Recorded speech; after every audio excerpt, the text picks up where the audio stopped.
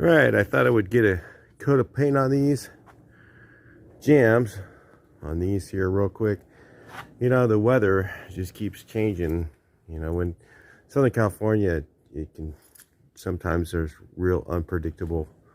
They say rain, then it switches to no rain real quickly because it goes over the ocean and we get unpredictable weather. It's supposed to be raining today. It looks like it's pretty clear. But it's supposed to rain tonight now. They keep moving it. So my plan is just to buzz these down real quick. Some 220. Clean them up. I'll put a coat of sealer on. DTM, so I'm going to use the Tamco primer as DTM sealer. And just paint right over that. Should be good. I talked to Tammy about an hour on the phone the other day. And such knowledgeable people there. Her and her husband are doing a fantastic job. If I was to make paint myself, I would make it just like hers. Some good things you can do with the Tamco paint that are pretty neat. That I'll tell you. If you're using a single stage urethane, you should always have a gallon of clear laying around as well, because you can recoat right over the single stage urethane.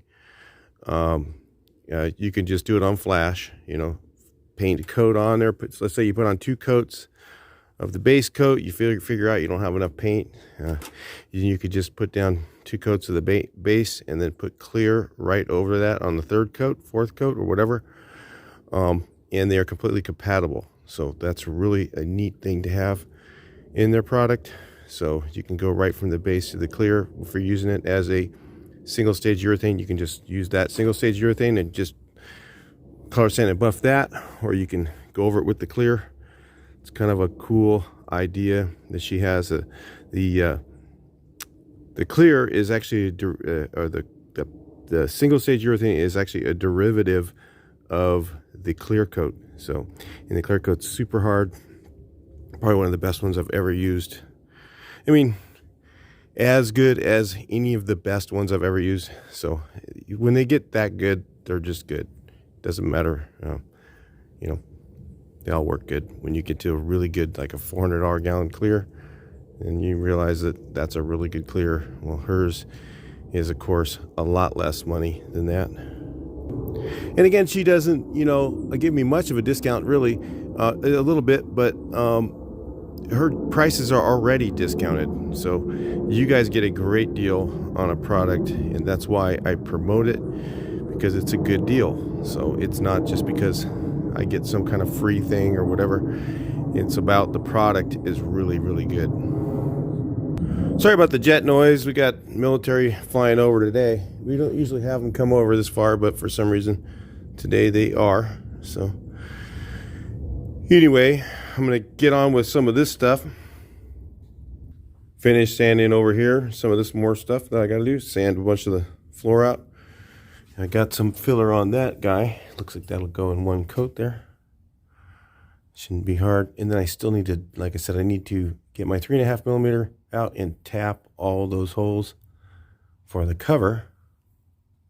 And weather permitting, I'll try and get this done. Maybe I'll get this little corner finished out. Again, like I said, I don't know. Tomorrow's supposed to be rain now. I don't know. And what I can get done during the rain might be different than what I'm thinking.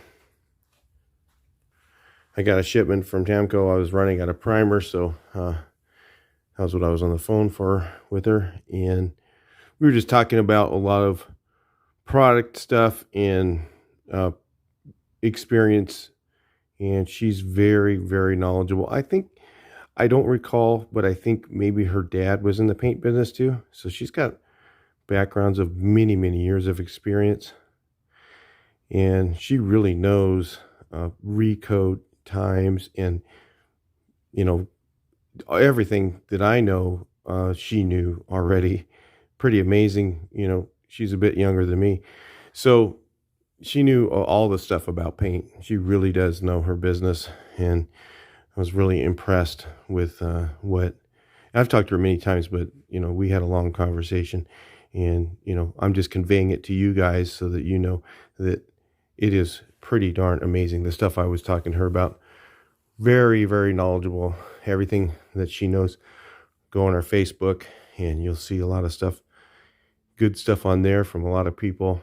It's, it's really one of the best paints available for restoration guys and guys doing, people who are doing custom paint, stuff like that. And her products are very, very good for that. And really, I mean, 25% of the price of other ones. So anyway, really worth checking out if you haven't gone to Tamco. I would suggest going to the website and ordering some of the primer. You'll start with that, and you'll be, and order some clear too. You start with those products, and you just won't go back. You'll be buying it forever because it's really good stuff. So anyway, the bed. I'd like to get some primer on that and get that sanded down. Not sure how that's going to work out with weather. If I don't get this done, I'd like to get that primed out. So I'm going to try to get that done, get some of the stuff done on the inside. We're just focus in on that, and we'll keep going. I'll talk to you guys later in the video.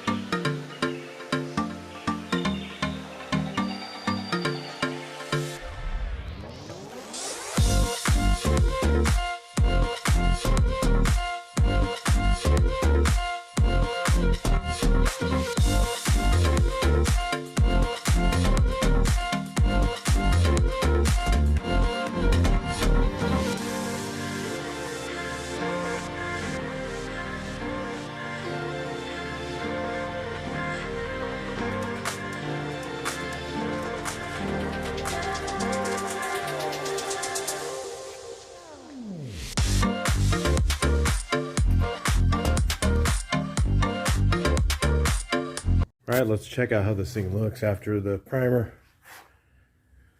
Starting to look pretty good. It's going to take, this side here, I can fix a little bit of this stuff. I'll probably just do some handwork in there, a little bit down in here. Just not really going to get it, like I said, I'm not going to get all of it out of there. I didn't do the handwork on it, that's why. Looks a little worse in those areas. But, I mean, look at that line is in there. I can just do the same thing with that line there, clean up, do a quick sand on the whole thing. And then, you know, there'll be some waves in here probably. I'm not going to try to get all of that out of there, that's for sure. And then it just looks, you know, once it's got, maybe I'll put a little bit of glazing on this spot, little low spot right there. I'll guide coat it up real quick and sand it up one more time. Probably after this time, I'll probably just call it good. Do some more sanding on the bottom. So I'm done with this. So there's some edgy stuff here. A little cornery, edgy stuff. Not too bad. So you can imagine, remember, this was completely pitted. I sistered another piece over here with panel adhesive, remember? And then they overhung here. And I didn't even do any filler there. That's just the panel adhesive. Just round it off. And probably not gonna. It probably looks all right that way. If you can imagine, remember how bad this was inside. This was extremely bad. Down here, a little primer on there. Did a little bit up there. So I'm gonna continue taking this all apart. I was debating. I was gonna put the motor in it and drive it, you know, before. But I think I'm just going to finish up the dash, do the inside, paint the inside, and then assemble it. Then it's done, right? Might be easier. And just to get all this all done, painted, you know, and then just assemble it once. And then it's done, you know, inside, and then do the motor. Other thing I was going to do was kind of push back a bit, so I wasn't in a hurry. Now I'm not. So anyway, yeah, it's looking pretty good. I'll get on the sanding tomorrow. Maybe when it's raining, I'll just kind of sand this all up, get it all sand this up, put the doors inside here. I don't know what I'm gonna do with them. Anyway, I'll get them up there. Probably just put them out back here, let them dry. They're drying right now. But I just want to show you guys the primer. It's coming along good. I mean, look at how bad that was. And this is not looking like terrible anymore. So once I get it all sanded, I can't wait to see it. So I'll let you guys, bring you guys back in when we get more done. I'll start taking apart all this stuff, I think, now, and get that all disassembled and start sanding the whole thing. And just paint the whole inside, get everything done.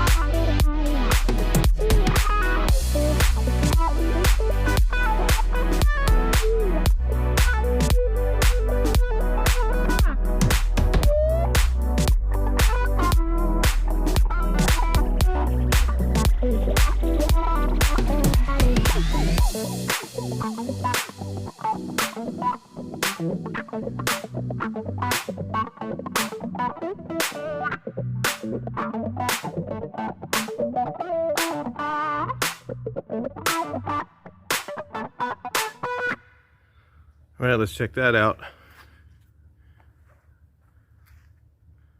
Looks pretty good. Certainly will when it's on the car.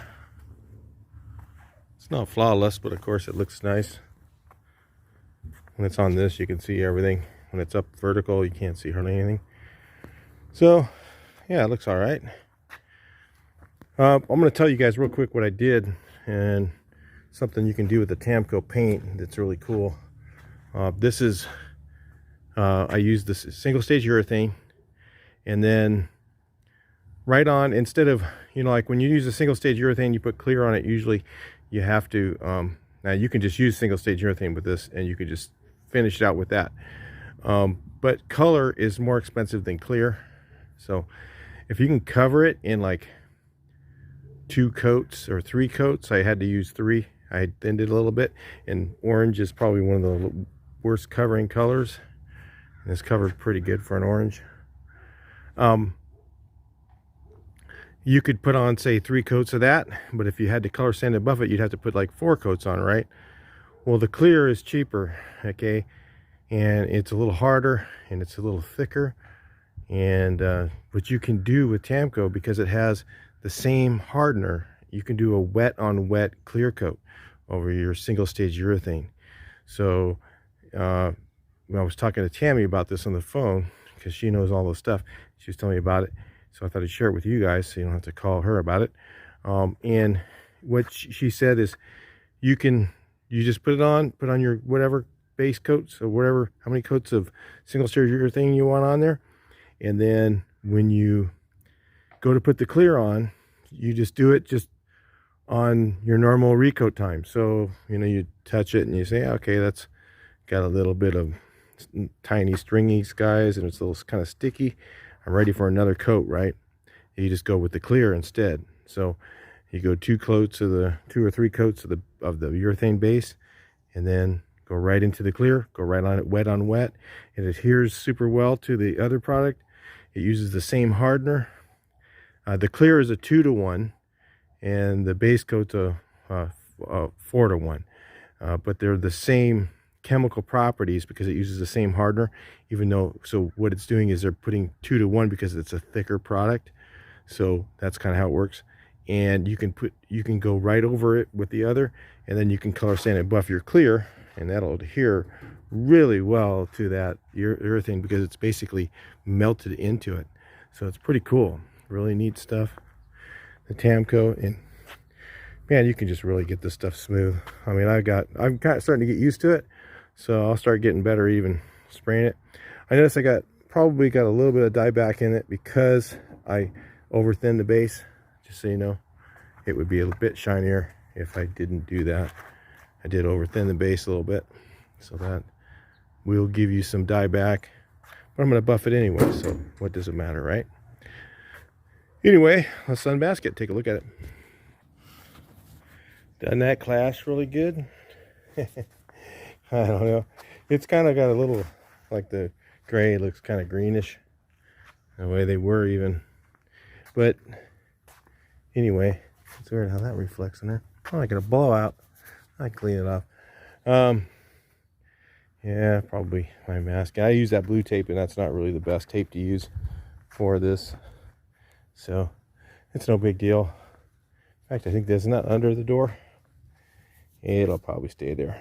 If it's under the door, it's not like I'm going to be crawling underneath there. I mean, if it was on this part where you could open it and see it, you know, I'd fix it. Who knows? I don't know. Maybe I'll just take a real rubbing compound. That's what's really cool about this paint, is if I wanted to, I could shoot it single stage, or I wanted to, you know, get a little more mileage out of it, I could put clear on it, and I could touch up the bottom with single stage and blend it, you know, if I wanted to. If I had to just go around and respray touch, I could respray and touch like on my jams, the single stage, and just leave it, not even put the clear on it.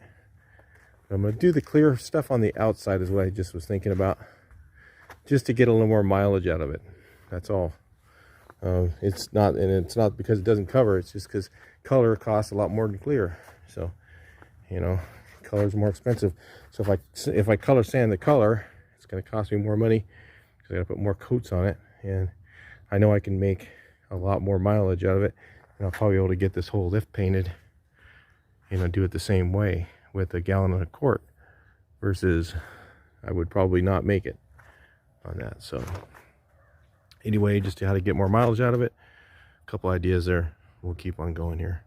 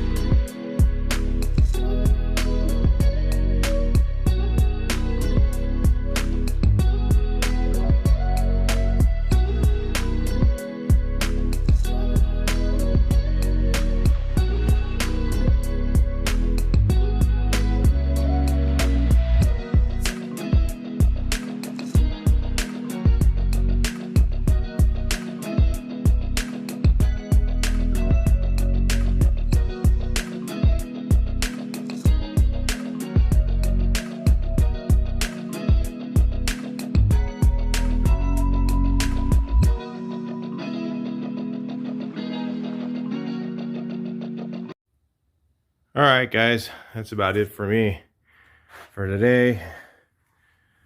I come back and we'll get this all primed up. I gotta still do a bunch more filler. All the filler, every time I put a coat on, it takes, 20-30 minutes for it to dry, and then gotta come back and sand it. So this is about, I'm gonna prime this one more time and then sand that, and then hopefully that's enough. A lot of stuff I'm not gonna do that much to. Some of it, this all get done pretty good, all up in here. And then this top and these tops here, the floors underneath, I'm kind of gonna do just a quickie on those. They're gonna be pitty, but all the rest is dead on them. So I'm gonna go ahead and fill all that, go ahead and fill in some of the stuff down there. I'm gonna fill some of the stuff up here.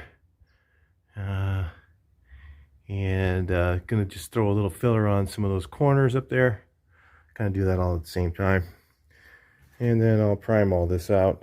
So that'll be it for here. Then I'll just go ahead and prep it, do a little bit of spot priming or whatever, a couple little small glazing fills or whatever, and then paint it, just spot prime over those. And the wiring, it's kind of, it's weird on this thing. On this one, they've got all the wires sistered together here. And I don't really want to unhook it because then I got more thinking to do. Because this stuff here goes to the lift down here. This harness, this cool little light and stuff goes to the lift. And I don't want to have to try and figure that out. Same with this harness. What I'm going to try and do is tape this thing up and hang it from right here on a wire. Just hang it up there and just reach around it and paint. I'm not going to take it out. It's just, it's just one more thing I'd have to try and figure out, and I don't really want to try and figure it out. There's no wiring diagram for it. It'll just take me a lot more time. A lot easier to just leave it alone and then do them kind of right when I'm ready to do them. Because I'll have to put the plug over here again. Okay, this plug, and I got to put it through the wall, but then I can take a picture of it and then, do the wires exactly the same. And then it's easier for me to diagnose something that's already been working versus trying to figure it all out. So anyway, that's the way I'm going to handle that. But it's going to kind of make it weird to paint here. I got to wrap up all the wires, and usually I kind of pull them all together and put them in a big ball. But I can't really do that, so I got to fiddle around with them. I got some issues trying to get these off too. And I can't seem to get those. This one here is stuck on there. That's a throttle. And this one here is a cool looking light. Check this out. Notice I got all my goodies for the inside in a bag. Some places I don't. But this, if it looks familiar to you, let me get you a little closer. If you look at this, it looks kind of like, remember the little hole? Anybody see familiarity to that yet? And you unscrew this. There's a light bulb in there, and what this is this is the beacon, I think. I don't know, whatever that symbol is. Yeah, that symbol right there. Probably like that. Beacon. Kind of cool. I don't know, but I think this is the beacon switch, and it illuminates inside. If you look at that really closely, that looks a lot like a 66 bus four-way flasher. Looks like maybe something that evolved into that, right? So the bummer is the switch itself doesn't look like it's in very good condition, and it's falling apart. Me trying to get it out of that hole is going to be really tough. Just trying to get that portion of it that came out apart so I can try to figure out how to fix it. If not, maybe, I might go put this in my 66 bus and see if it fits. If it fits, then I could use a 66 four-way flasher switch and just replace it with that maybe. But this knob is cool. It's one of a kind, probably. Not very many of these around, I'm sure. But very neat. Thought I'd share with you guys with that with you guys. Of course, I use 220 on this, so it's shrinking a bit. No big deal. I'm going to buff it anyway, so I always go heavier grit You know, instead of doing 400 or 600 finish sand, I just do a 220. That's what I'm gonna do on everything. And then, you know, in here, if it dies back or whatever, who cares? As long as it's painted and it looks good and clean, that'll be enough for in here. All right, I'll talk to you guys in the next video. Please like, share, and subscribe. Let's see your comments and likes on the video, please. Thanks.